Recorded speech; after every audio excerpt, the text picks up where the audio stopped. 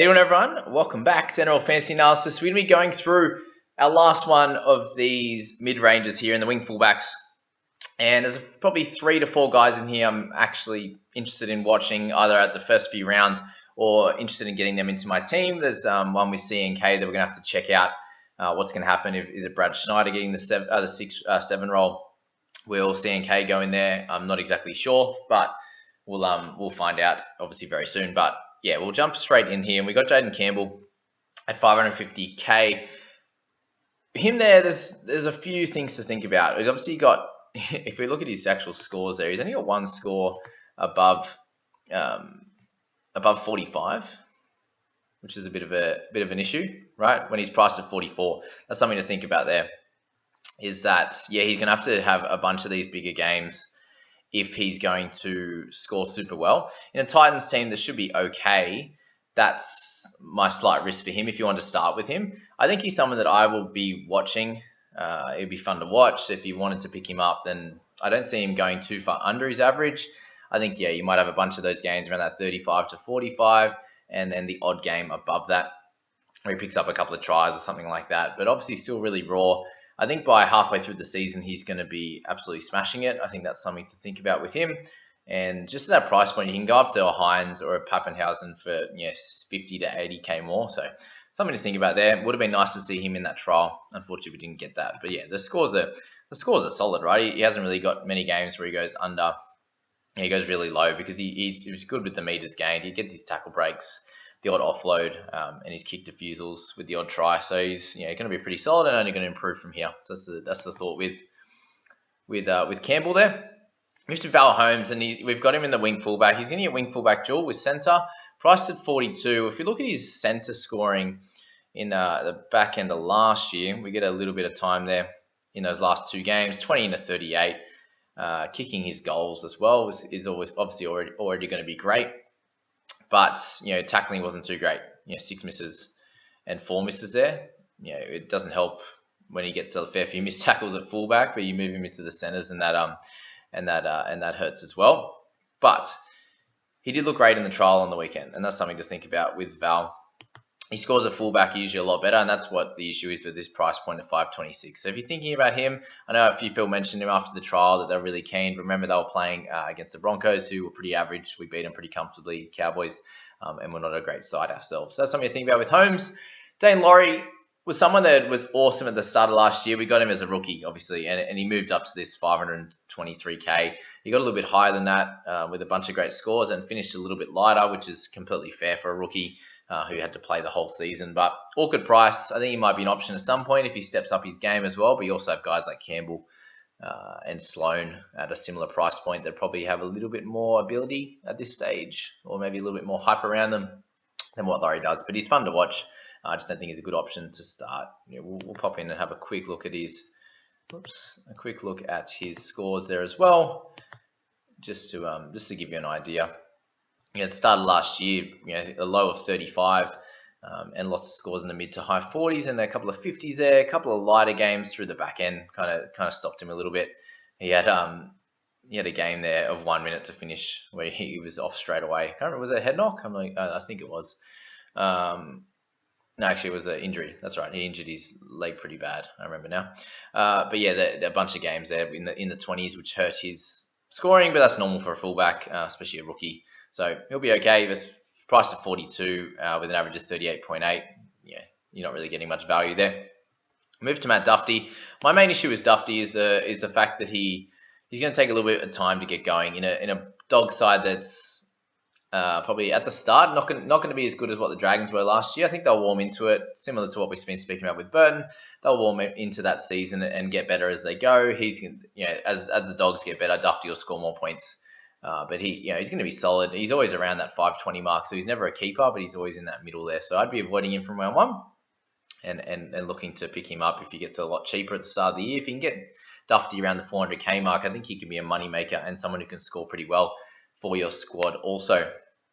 Because, again, if you're looking at some of his scoring, he can be pretty streaky. He's got a 78 to 76 in there, a 58 to 51, and these are all the games where he's scoring tries. Another 76 later down the track. and a 59 in there, for example. So there's a bunch of decent scores, but you're looking at him to score a lot of tries. And if he was in a better team, for example, I think he'd be able to score more tries, assist a lot more, get a few more line breaks, and be a keeper. But unfortunately, at this stage, he's not a keeper. Alex Johnston, we get him at probably a peak price, to be fair. Big outlier year of tries. He's still going to be good on the left edge, but the Bunnies won't be as strong, even though he's still on that Walker side. I think he's just an avoid to start. It could be someone like Garrick, for example, again, had an amazing year. Will he be able to keep it up? I don't think so. You look at the amount of tries that were scored here, especially in that back end of the season, 3-3, 2-2, 3-2 of his last section there. And that game in round 18, he got 2 tries for 34 points. Yes, 44 minutes only, but and then finish off the year with another 3. So just a massive outlier year in terms of tries. I think he won't get anywhere near that. It's just in terms of playing the averages, you can't. It'd be hard for him to do that. Price of 42, a little bit annoying there. If he was a bit cheaper, then he'd be interesting. All right, Corey Thompson, we mentioned here. So someone that's always pretty solid with never being a keeper. That's the main issue with him. He hangs around this price a fair bit. He gets down to the 400s. He also goes into the 600s. So he's someone that we can follow along, I think, across the year. I think he's going to have his moments. If the Titans start poorly, he's someone that gets a lot of his points just through his own work, coming out of trouble, running well, the darts out of dummy half, the odd tackle break and offload. And is a good finisher as well. But if the Titans struggle a bit, he might come down to around that 450k mark, and he could be a guy that you could pick up as a bit of a pod throughout the middle of the season. Maybe it's around Origin time, because we can see what the kind of stuff that he can do. Right, he started really solidly last year, and if he's scoring tries and running well, even here, like he got a 75 without a try, for example, he's going to have his times where he goes pretty low. You can see he got up to 637k here. And then he goes all the way back down to 472. So he's going to have that up and down. Again, might be a pod throughout the season if the Titans start to go really well, and maybe he drops a bit of price earlier on the season. Someone of interest anyway. All right, Tyrell Sloan says he's priced at 29, but that is incorrect because he is priced at 40. All right, so a 40 average in his couple of games last year. Just my notes on him here. I just think the price is a little bit high. I've spoken about him a fair bit already. I think he probably just stays at this price for a little bit. He's going to be fun to watch and a bit of a wait and see. He hasn't played enough games. He did score over his 5 games. He did score 6 tries. So that's something that's probably a little bit of an outlier as well. The team's going to be pretty solid. He didn't have high meters gained, for example, but a bunch of tackle breaks, a fair few missed tackles as well at fullback, and a couple of errors. So he's got that in his game.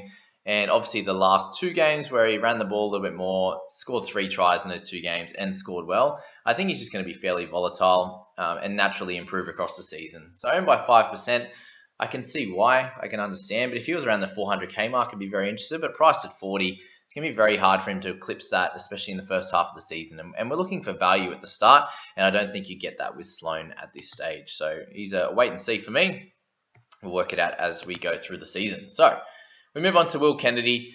With him there, I just think his team's going to be a lot better. So I think there's a chance of some upside with Will on this pricing. He was their player of the year last year. So can he take that next step and become a superstar fullback? I think there's definitely every chance. I just think at the start of the season, he's probably going to stick somewhere close to his price, being priced at 40. You look at these types of scoring, he's not the guy to blow you out of the water. He's got a couple of games that are in the 60s. He's got 2 tries in that one and 1 in the other, with a couple of with an assist as well, and a 57 with a couple of 56, a 55 and a 66 later on in the year. So if he can keep up that scoring and get a few more try assists in there, he's not someone that tackle busts an incredible amount for a fullback. So he won't lose too much there and has the odd offload, not too many there. But he has to step up his game, and the Sharks have to score a lot more points. And I think that he can have some upside, especially around the try assists. If he can pick up that 5 or 6 extra points with that extra try assist, for example, and stick to where how he's been going with scoring tries, then I think he can be of some kind of value, probably again through the middle of the season as a bit of a pod, but not right now, I'd say. We move to Dylan Edwards, and he actually is someone that I feel has a little bit of upside. He just needs some consistent time in the park. We didn't get to see him in the trials.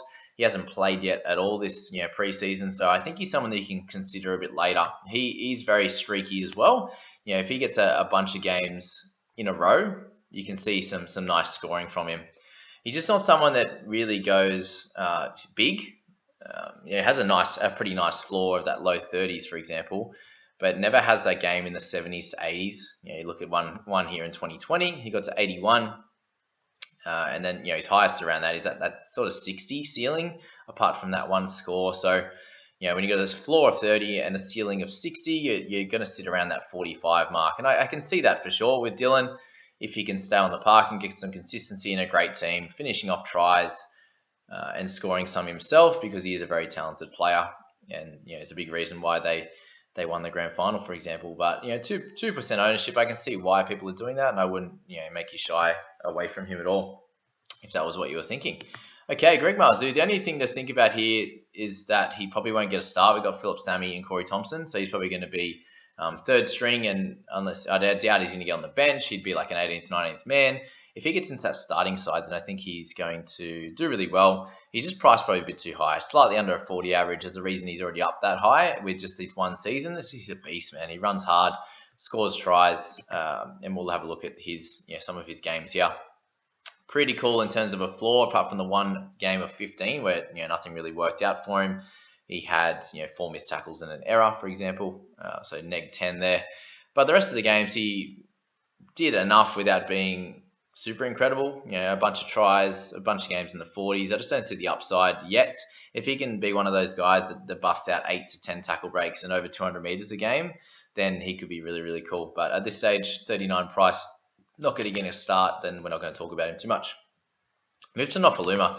If you look at a bunch of his scores from years previous, then you can look to this one and go, wow, that was not his best year at all. And he's had a bunch of years where he's a lot higher in price. And has been a keeper in the past in the wing fullbacks. Especially looked at Supercoach, for example, as well. Someone that scores a lot of tries, busts a lot of tackles, offloads the ball, and just loves running and not passing as much. Then that's where you can see some good fantasy output from him. But I definitely think he has some upside to get back to that form. Priced at 37 there. He becomes very interesting. He obviously misses out on a few of the tackle breaks, which is something that is a big feature of his game. If you're looking at there's a lot of 4s, 6, 5, 6, 7 in terms of tackle breaks, even an 8 in there when he scores well. But obviously didn't score as many tries last year as he has previously, even though he happens to find the line pretty comfortably on a regular basis. If you look back to 2020, for example, very, very consistent player, ran the ball, very much in the high 100 meters, which gets him a lot of tackle breaks. Gets the random doubles where he scores high. So he's a lot more volatile. But he has that ability to hit scores in the 60s, the 70s, even 90s, 80s and 90s there. So he's someone that is of interest. If the Tigers were a little bit of a better side, I'd suggest to be plugging him in your team. But spending a fair bit of money, we're not looking at 350, 330k here for a wing fullback. If they're a winger, makes it a fair bit harder to score those tries. So that's Nofo. If you picked him up, we're 1.4% have him at the moment. I wouldn't shoot you down for that one. I think he's going to do solidly at that slightly better price point. So let's move to Ronaldo Mulitalo. 2 more to go, guys. So I think he's very interesting if he's playing some center. He's going to be tackling a little bit more, get his hands on the ball a little bit more. Generally a good player, and I definitely have some interest this year. Because we've looked at some of his scores, and when he started pretty light last year, I think he was coming back from a bit of an injury, and then he started scoring a bunch of tries and getting into things a lot himself. He was making, that game against the Titans, he made 3 line breaks, and he was the best player on the field, for example. He got really low. He got down to 320k last year, and then he got up all the way up to 509. Obviously, pricing's a little bit different this year, but that shows the volatility that some of these guys can get. And if any of these guys get down to a pretty low price point, especially if they've shown that they've done it before. We've got the stats there to show that they can get back to it. For example, Nofaluma. We can see what Ronaldo did through that little period, and then he can have some lighter games as well. But if he's moving a little bit more into the centers, I think he will be able to score more consistently. He's someone that tackles fairly well. Yes, on the wing, you're going to have the odd games where you're missing a few, whether it's one-on-one in the corner, someone diving for it, you get a missed tackle for it. So in the centers, and if he's a fairly big body, if we can get him priced at around 30, somewhere under 400k, and he moves into the centers, then I think he could be somewhat of interest for sure. And we'll move to Chance to finish it off. I definitely think there's some upside if he's playing fullback. If he moves to 6, I don't really like it too much, but that gives us an opportunity for Savage, for example, if he gets into the 1 jersey. So Chan's priced at 35. He's owned by 8%. I completely understand why. You look at some of his scores in 2020 and 2020 and 2019, he was very much a superstar for their side. He helped them get into that grand final against the Roosters. He was one of their best players for sure. And you see the consistency here through 2020. 51, 43, 57, 43, 59. A couple of low games in 29 each, but a 76 to outdo that or outweigh that, and a bunch of 40s and a couple of 50s there. So he can do that. And if you're looking at him, all you need to do is be scoring in the 40s with the odd game a little bit higher and the odd game in the mid 20s, and you're seeing a 40 to 45 average for him, which will make him close to anywhere from 50 to 150k. I think that makes a lot of sense if he's getting that 1 role. But the main worry now is that with Foggs out, I don't think they're going to be as good of a team. They need that organizer, and I suppose if Brad Schneider or Sam Williams can come in and step up and do their job, and things are a little bit more settled in Raiderland, then I think he can do well. We're just going to find out what happens in team lists, and if he gets that 1 role, if he moves into the 6 or 7, however that works. I can't really see him moving into the 7. I think they need an organizer in that role, so that's maybe where Schneider or Williams come into it. But there you go, guys. That's the mid-range for our wing fullbacks. All the details are below, guys. If you want to join the Discord, the league code, as I said, there's going to be some prizes which I'll announce before round 1.